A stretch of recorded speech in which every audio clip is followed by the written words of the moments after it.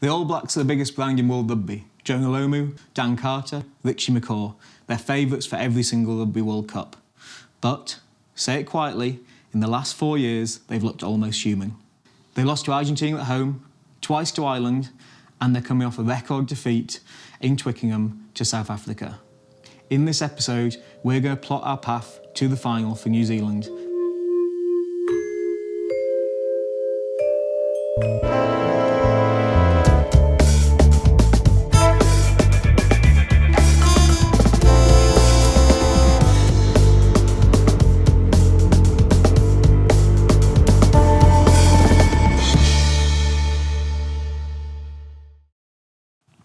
In this episode of Beyond 80, I'm joined by rugby legend Jimmy Gopperth. Jimmy, what's going on with Kiwis?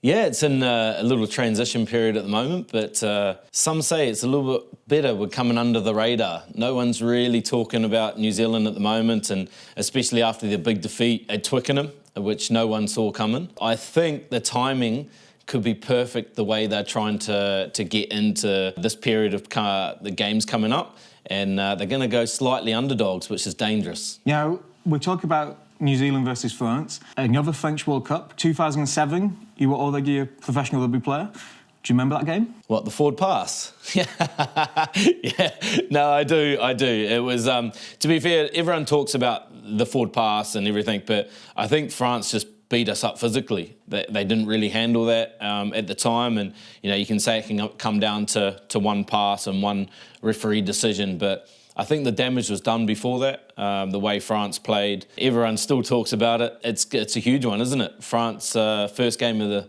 the World Cup, France All Blacks. What a better game to start the World Cup. Well, 16 years later, did you think you were still going to be playing? You're still here in Provence? Yeah, no, not at all. I'm being very fortunate with still being able to play this beautiful game, and now down the south of France, where obviously you see by my attire, I'm loving the sun and really enjoying my rugby at the moment. Well, with your help, we're going to work our way through the World Cup. So the first match-up is against France. For me, the key to success is to kick to attack. They can't give France opportunities to counter-attack them, can they? No, France want broken play, and New Zealand will be well aware of that. You watch the top 14 and the Pro 2, you watch any French rugby, and it's very loose. It's all about counter-attack. So New Zealand are going to look to, with their kicking game, I think they'll kick to contest or use attacking kicks to put them along the ground or put them in the air to regain possession. So we talked there about reclaiming, but another type of attacking kick is just to put it behind the defence, hit the grass with the kick. Why is that such a good weapon? Well, a lot of the defences these days are very aggressive. They're a lot of line speed, so the little ones in behind sometimes they can turn the defence, but they can just slow that line speed down a little. You see New Zealand using it loads against the likes of South Africa. France, again, have quite an aggressive defence. So I think they'll use that to try and turn these big boys around, because France are a big pack.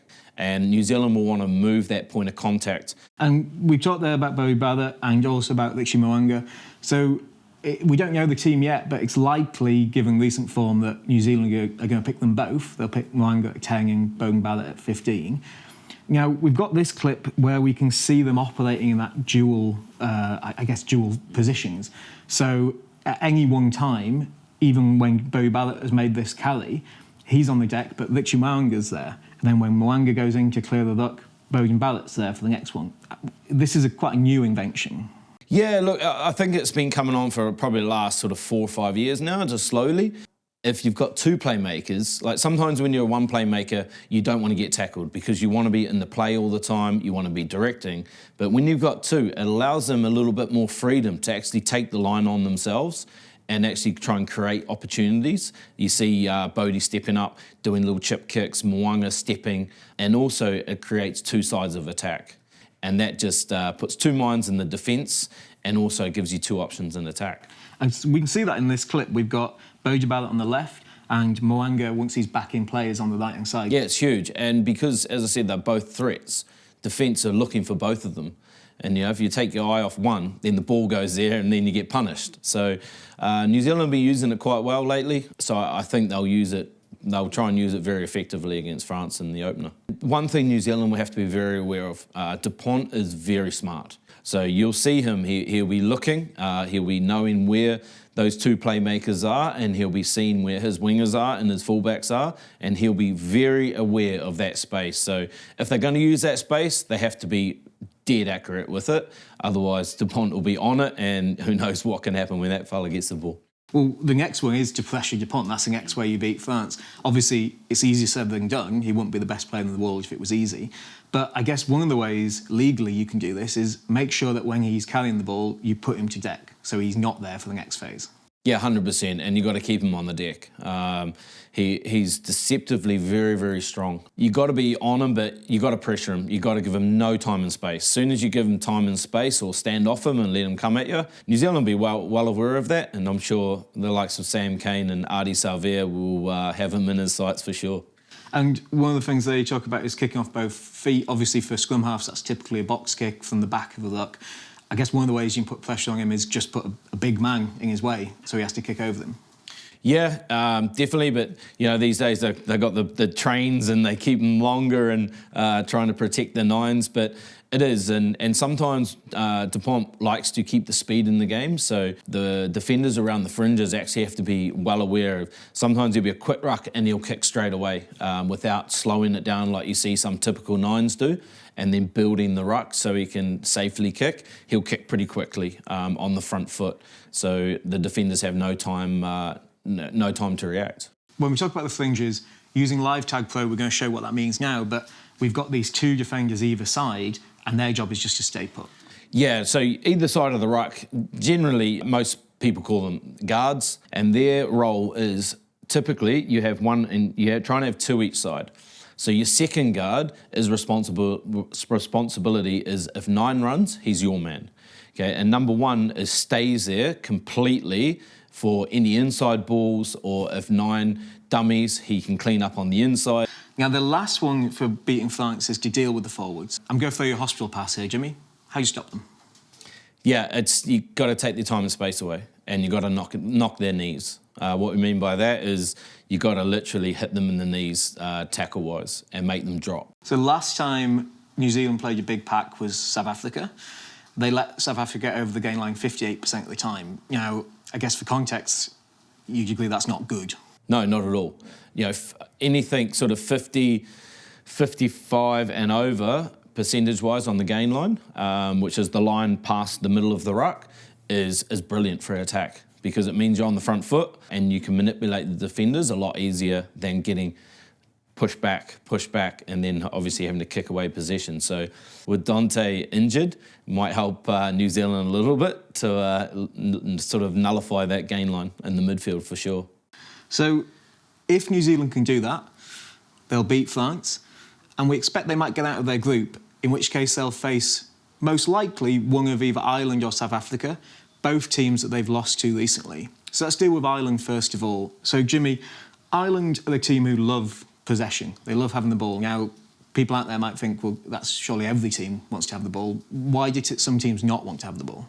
Ireland like to play this real expansive possession-based game, and their whole focus is the rucks. Now, you watch, they're very, very efficient with their body fight on the ground, which is when a tackler gets tackled, he'll fight on the ground and present the ball back nice and long for his halfback, and then their two cleaners are very efficient in getting there with speed. They play a lot of short passes, Ireland, and if you're not connected in defence, ring rows and guys like this will pick you off. They play a really nice, complete game. It's going to be Ireland, they're tipped for a big World Cup, and it'll just be interesting to see who they meet. Absolutely. Well, it could be that New Zealand plays South Africa. Now, they pose a very different proposition. I guess one of the ways traditionally to beat a big pack is to move them around, either by going left and right or by kicking. But South Africa you can't kick loose to, because they've got some of the best back three players in the world. Oh, for sure. Willie Leroux at the back is the key to South Africa. I've played with him for a few years and know him very well, but he's just a very intelligent rugby player. And you just see, you can see the way New Zealand's played South Africa over the sort of the last decade. And as South Africa's defence has got stronger and stronger and more line speed, New Zealand figuring out ways with those attacking kicks. And as I say, they have to be perfect, otherwise the likes of Willie Leroux and those guys will kill you. So it's going to be interesting, and I'm sure New Zealand will do a lot of analysis on on that and how they start the World Cup, because if it is them they meet in the quarterfinals, then it's going to be an awesome game. Well, 4 years ago, we saw that kicking example, as you say, in that opening game, New Zealand, South Africa, that kick to the crossfield kick to open up the first try.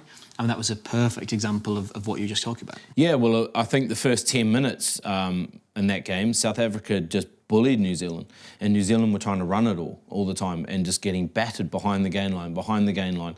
And then they started to do the crossfield kicks and started mixing it up. I guess in that situation, you almost pick your poison. Is you can stop the crossfield kick, but you do it by spreading out your defence. Or you can tighten up the defence and stop the hard carries, but you leave that crossfield kick open. There's not really a way to do both. No, there's not, because if you're what's called the blitz defence, which South Africa are very good at, if you blitz defence, you're always going to be short and you're always going to be narrow. You probably see the likes of Faf de Klerk or whoever plays 9 coming in behind the defensive line and shooting straight at whoever's Bodie Barrett or Richie Mo'unga, so it gives them no time to do those perfect kicks. So it's an incredibly hard job to beat the Springboks and Ireland, but it is possible, as Jimmy's explained. Now, there's other permutations later in the tournament. So Argentina is a possibility. Now, they pose a similar threat to South Africa, big off the set piece, but they also like to play with a lot of width. So why is width important in the modern game? So width is obviously, it gives yourself options. So if you spread your attack, hopefully it will spread the defence. Now, if the defence isn't spread and they want to come harder, then you keep your width and hopefully you might be able to manipulate it and go around it. But if you keep your width and then the defence start widening with you, then you can punch holes on the insides and make good opportunities to get straight through the line. If you don't have width, it's really easy to defend. So the more width you have, the harder it is to defend. That's why it's so important. Now, Argentina had the fewest carry meters or meters per carry in the Rugby Championship. But I guess when they're playing with that much width, you're just running shuttles left and right across the pitch. Yeah, they play very deep and occasionally quite lateral, but all they're waiting for is just one defender to mess up and just switch off. We talked about Dupont earlier, arguably the best scrum half in the world, but another man in the contention for that is Aaron Smith. So he is an unbelievable scrum half, and obviously as a fly half yourself, that link is incredibly important. Why does it make such a big difference having a good scrum half on the inside of you? Oh, it's huge, because they'll dictate the pace of the game.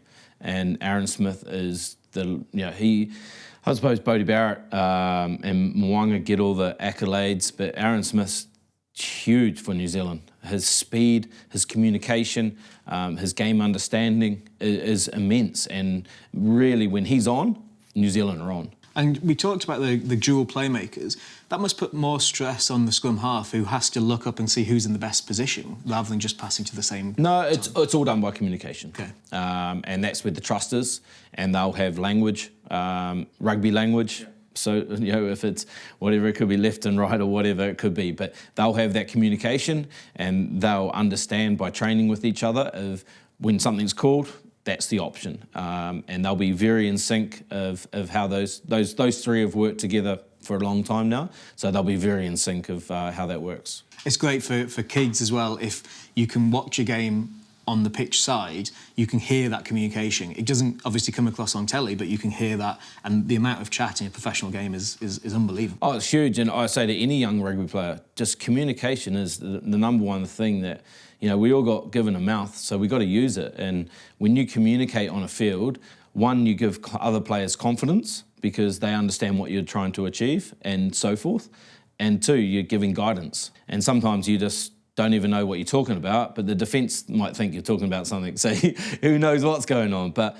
communication is the number one thing. If you have not got communication on the field, you will not win a game. Now, another potential contender, England, your adopted homeland for a long period of time. Do you think that there's any chance that New Zealand will come unstuck by England, as they did 4 years ago? You never know. England have obviously not been playing very well at the moment, but I know a lot of that group that are with England at the moment, and I know what they're capable of. There's some brilliant athletes. Steve Borthwick he will leave no stone unturned, I'll tell you that now. you just can't write them off. You can't. It's there's too good of players in that group. Well, in 2019, we had that amazing scene where they laid down a challenge for the haka before the match. You've been part of the haka in 2006 with as a junior All Black. What's that experience like? Yeah, it's pretty awesome. It's it really gets you going for the game, and there's a lot of pride and a lot of money that goes with it, and a lot of you're privileged. It's great for the fans to see, and those players really enjoy the whole thing about laying down a challenge. We saw that also 2007. France did the same thing. Another defeat. Is that the secret to beating New Zealand? Maybe. As long as it's not done in disrespect, then I'm more for teams. If they lay a challenge down, you've got to be able to challenge back. Are there any teams we've not mentioned that you're particularly concerned about as an All Black supporter? I reckon Fiji are the dark horse of the whole World Cup. Fiji, for me, could top that pool. 100% could top that pool. The way they played. They've been playing their warm-up games, and even against France, it's just unbelievable. They're unbelievable athletes. They've got a lot of pride when they play, and everyone sort of like, the sort of jouer that they play, but now their pack is really matured, and you see their scrum fighting hard. Their line-out's a lot more better, whereas in previous years, their set piece has been dreadful, to be honest. Yeah. And now they've got a set piece, along with all these star players that have been playing week in, week out in France or Japan or wherever, Super Rugby, they're deadly. They're going to be really fun to watch, But I think every team that plays against Fiji is going to be worried. It's going to be great for us spectators, but those teams are definitely going to be aware of them. Well, we've gone all the way through it, but Jimmy, what do you think? Score prediction for Friday? It's going to be hot. South of France on a Friday night is going to be sticky. I think it's going to be a high-scoring game. I think New Zealand are going to pip them. I just think coming on the back of that sort of record defeat against South Africa, they're going to be going. France have lost a few key members. I see the score 32-26. And off the back of that, can they go the whole way? Look, I do think they can. So here's to another World Cup, and what a beautiful place. France are really, the people, the whole country are really going to get in behind this World Cup, and it's going to be exciting. I really can't wait for it.